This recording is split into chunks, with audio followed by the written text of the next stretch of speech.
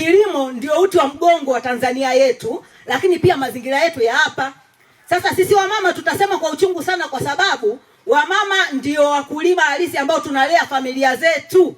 Inawezekana wababa nyinyi mtaenda kukaa kijiweni, lakini watoto wakianza kulia na njaa, sisi wamama ndio wahusika.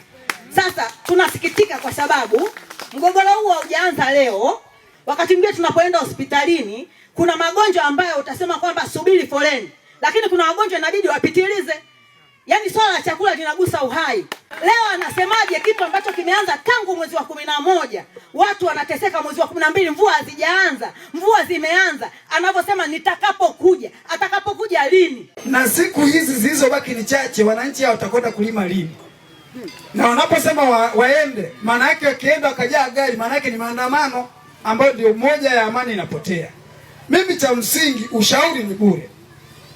Kuondoa changamoto hii ni vema tu kumnyokea mkuu wa wilaya. Bwana, agizo lako tumetia amri bila shuruti, tumeitisha mkutano, tumetoa taarifa, lakini mapokezi ya wananchi mimi nimeyashindwa.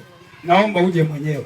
Na isitoshe inawezekana mwananchi kazuiliwa silime, lakini yule anayetembea na nguo upande anachungia. Sisi ni wakazi hapa, tuna muda tangu 2010 tuko katika haya maeneo. Tumeweza kufika hapa, na hapo mnapoiona hii nyumba hii ni namba 1 katika anwani ya makazi katika kitongoji cha Ludewa, katika kijiji cha Ludewa Mbuyuni, kitongoji cha Makulunge. Imekuwa kwamba wazee na mababu zetu wamekuwa katika hili eneo wakilitumia katika shughuli za kilimo.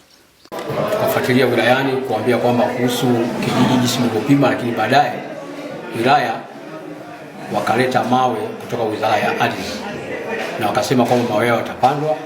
Kwa maana 2015 yaliletwa kwa niaba ya kupanda, lakini kadri tunavyowafuatilia wilaya, wao wanashindwa kuja kupanda haya mawe. Na wakati huo ndani ya kijiji kwa sababu kuna mawe pandikizi yalikuwa yamepandwa bila taratibu, wao wameshindwa kuyang'oa. Lakini mawe mpaka leo yapo kwenye kijiji changu na kwenye ofisi yangu, yapo mawe yale. Eneo ambalo linaogombaniwa ni eneo lina hekta 6,007 ni sawa sawa na heka 1483.